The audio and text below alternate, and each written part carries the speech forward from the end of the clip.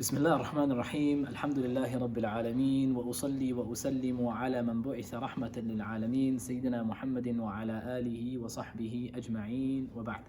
Assalamu alaikum wa rahmatullahi wa barakatuh, brothers and sisters. It's Imam Hamid speaking from North Finchley Masjid. Inshallah, I want to share with you guys an ayah that we often quote and we always say to one another in a particular scenario. This scenario, it takes place when a person passes away. Every time someone passes away, our first and initial instinct is to make a special dua for them. And that dua, we all know what it is. It is Inna lillahi wa inna ilayhi raji'un. Straight away, the first thing that comes up. Someone says, my uncle has passed away, my brother has passed away, my grandfather has passed away. Inna lillahi wa inna ilayhi raji'un. Straight away. That falls in an ayah. In Surah Al-Baqarah, where Allah subhanahu wa ta'ala says, وَلَنَبْلُوَنَّكُمْ بِشَيْءٍ مِّنَ الْخَوْفِ وَالْجُوعِ وَنَقْصٍ مِّنَ الْأَمْوَالِ وَالْأَنفُسِ وَالثَّمَرَاتِ وَبَشِّرِ الصَّابِرِينَ الَّذِينَ إِذَا أَصَابَتْهُم مُّصِيبَةٌ قَالُوا إِنَّا لِلَّهِ وَإِنَّا إِلَيْهِ رَاجِعُونَ أُولَٰئِكَ عَلَيْهِمْ صَلَوَاتٌ مِّن رَّبِّهِمْ وَرَحْمَةٌ وَأُولَٰئِكَ هُمُ الْمُهْتَدُونَ. That Allah subhanahu wa ta'ala is going to test us and try us, and He's going to put us through a number of difficulties that include khawf, fear, ju', hunger, naqs min al-amwali wal-anfus, a decrease in wealth and a decrease in anfus, in your health, whether that be by sickness or through death. Through all of that, give glad tidings to those who are patient, those who say, Inna lillahi wa inna ilayhi raji'un. To Allah we belong, and to Him we shall return. For those, Allah subhanahu wa ta'ala sends prayers and mercy, and they are truly the guided ones. Now, in our time today, we are experiencing all of the categories that Allah subhanahu wa ta'ala has mentioned in these ayat. If you want to talk about fear, there's fear everywhere. Everybody's afraid, right? Everybody's afraid about what's happening right now, how the coronavirus is spreading, what's going on around them. Everybody is afraid of the future. What does the future hold? Everyone's afraid of their own financial instability. If you want to talk about hunger, right? There's food shortages going on all over the place, right?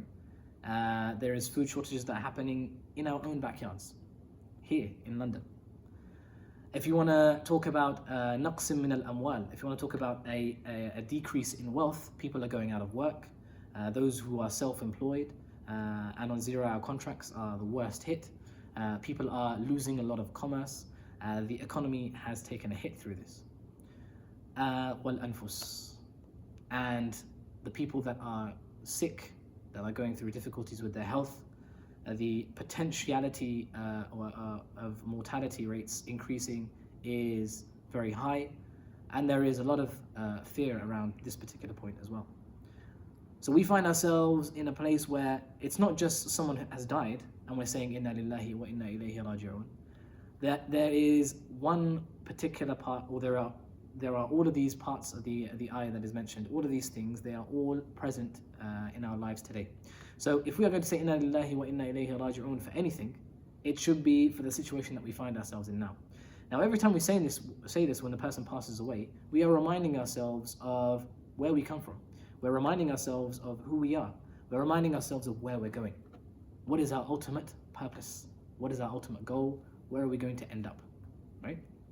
That is what we are reminding ourselves through that. And we are reminding ourselves through that despite the calamities that are going on around us, someone passes away, we say, Inna lillahi wa inna ilayhi raji'un. That is death. That's the end of someone's life. There is no return for that person. There can be nothing more detrimental to that person and the people around them than a person passing away, a person losing their life. No matter how they lose their life, whether it's through old age, whether it's through an illness, or whether it's through an accident. No matter what way you look at it.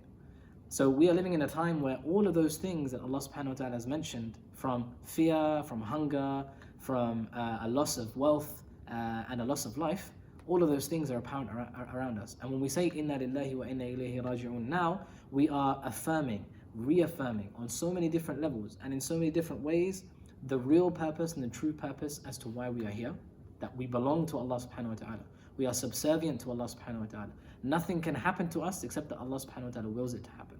Nothing that can happen out of our own sort of wants and desires. It is only through Allah subhanahu wa ta'ala's permission that it happens. And if Allah is in control of everything, then everything that is afflicting us from fear, from hunger, from a loss of wealth, from a loss of life, all of that is from Allah subhanahu wa ta'ala. And we have to be patient with that. We have to persevere with that. And we have to accept that in our heart of hearts. And recognize that we are going to return to Allah subhanahu wa ta'ala based on what is in our hearts. Whether we truly accept that fact or we don't. The reward of a person who does that is great.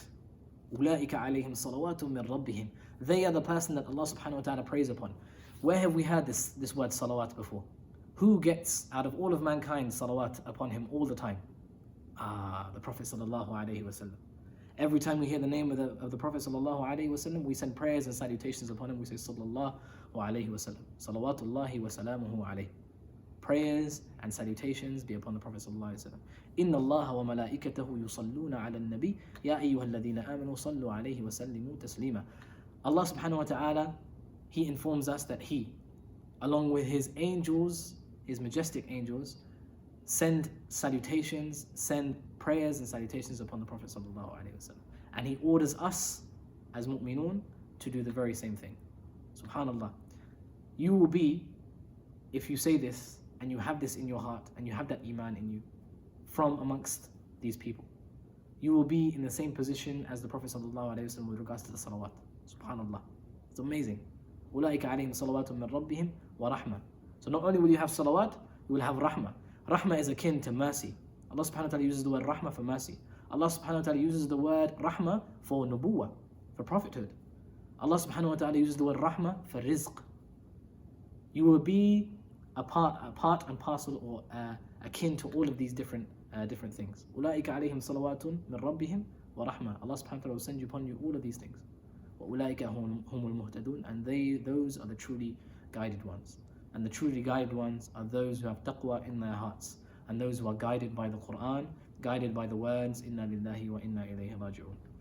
May Allah subhanahu wa ta'ala make us of those who, when they are afflicted with any type of calamity, whether it is death or otherwise, they say Inna lillahi wa inna ilayhi raji'un. They recognize their true purpose in this dunya, and they are connected to Allah subhanahu wa ta'ala in their life and in their death. Jazakumullahu khaira. Wassalamu alaikum wa rahmatullahi wa barakatuh.